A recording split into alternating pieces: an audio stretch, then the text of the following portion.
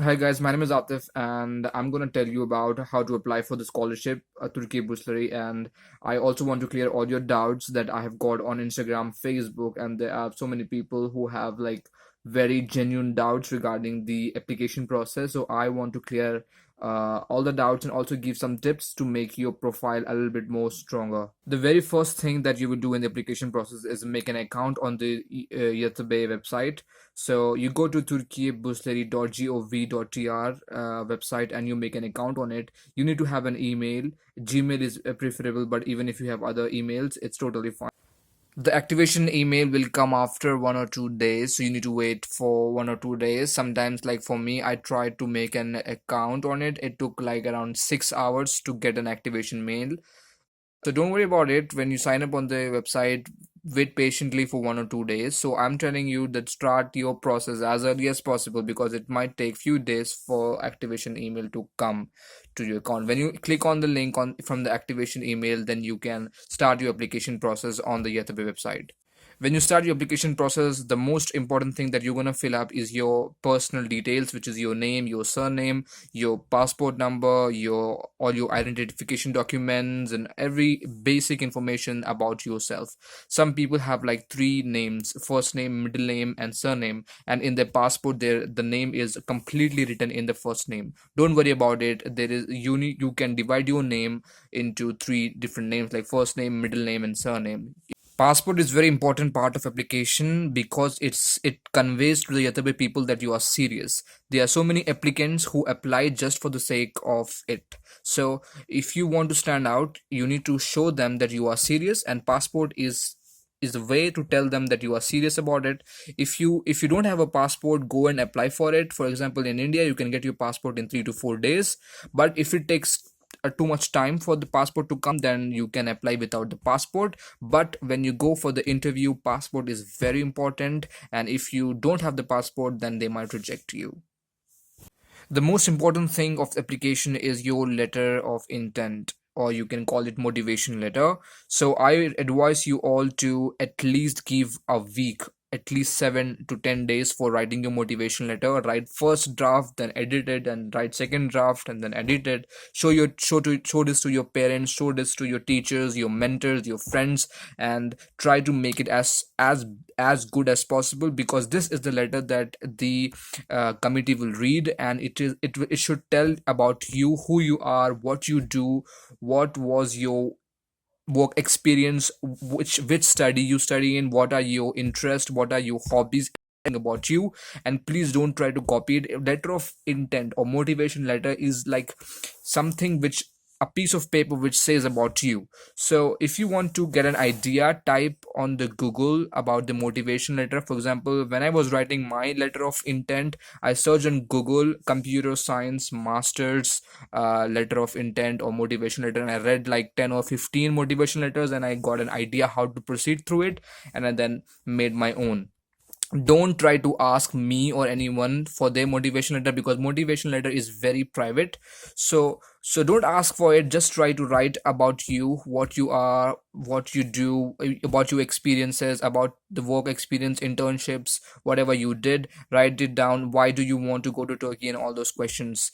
And please give so much time for it to edit, and try to make it personal. Try not to use very hard vocabulary, because it's not important, because Turkish people are not that good in English. So you don't use high vocabulary. Use some simple language, and try to convey your message, whatever you want to tell to them. And also I have seen on the website that there are some questions, and I see a lot of people just answering those questions. For example, why do you want to come to Turkey, or like that, just you answering those questions on spot. Don't just write it down on a piece of paper, all those questions, and then write it down. Think about it, edit it on your paper, and then edit it on the website. Don't write it on spot, because when you write it on spot, it might have so many errors, and it will like a question answer. It is not just question and answers. It is something more than that. So please give more time for your motivation letter. It is very important. It is more important than work experience. It is more important than your GRE scores. It is more important than anything, because that is the piece of paragraph which will decide whether you will get the scholarship or not. So let's come down to another doubt that one person had, that there are so many questions on the application, about your research thesis, and something related to your work experiences, and something what you want to do in your future and all. So what I'm saying is, if you are not sure about it, if you have not done any research, if you have not published anything, for example, I have not published any papers, I didn't have any work experience, I didn't had, I was not having any thesis, worked on a project. And so what I did was I just wrote n/a, which is not applicable, because the website doesn't allow you to leave that space empty. So you need to write it n/a, which is not applicable. And when you write when you write it, you can actually apply for the scholarship without having to write anything. So please just don't write for the sake of it. There are people who don't know what that is, and but they just write it, which is meaningless. So if you plan to do something in the future, then answer it. If you don't, then just write NA, not applicable. And if you have work experience, mention it. If you have internships, mention it. If you have given GRE exam, mention it. If you have SAT exam scores, if you have IELTS, if you have TOEFL, all of it, mention it. There are people who are asking which university they should select first, what should be the order, which city I should select in the application. There are 12 universities that you can select. So the thing is, your application will not be judged by the basis of the university that you select. Your application will be judged solely on the basis of what marks you got. And once your application is selected, when these people interview you, when they deem you fit for the scholarship, then they will decide the university. For me, I actually selected only 5 universities, and all those universities were the top universities, and they were from Istanbul and Ankara. I never knew about Izmir and all. I just knew that there are two major cities, which is Istanbul and Ankara. I just applied for 5 universities, and I got Ege University in Izmir. I have never applied to it, and there are so many people who apply for other universities, but they get the universities different. So the Yatabe will decide universities randomly. Don't think that these people will give you the universities which you select. If you get it, you're lucky, but there are so many people who get the universities which they haven't selected. Let's come down to GRE, SAT, IELTS, and TOEFL exam. GRE is for the masters, SAT is for the undergraduate. IELTS and TOEFL both are the same exam for the English. So if you are selecting any university which has English as a medium of instruction, then you need an English exam score. I suggest you to give GRE exam or SAT exam and IELTS and TOEFL exam, because these exam will help you to get a scholarship not just in Turkey but other scholarships as well. You can also apply for US, Canadian, and Australian universities. So just to give you exam, but I think the deadline is gonna be very near. Like I think February 20th. I heard about it. I don't know exact date. So if you don't have time, then there is no choice. Just make your application without these scores. But when you go to the interview, before going to the interview, just try to give this exam and try to score more than 300 plus marks to stand out on this interview.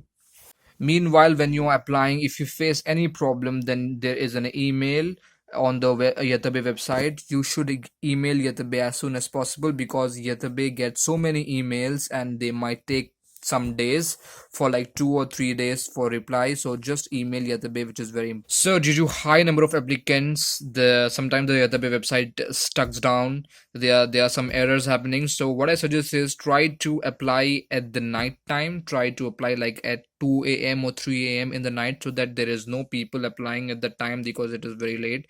I think the most number of people applying are from the Asia, from India, Pakistan, Indonesia, China. So try to, because the timing is almost similar, so try to apply at the night time so that you don't get any interruption, there is no error, and you can apply smoothly.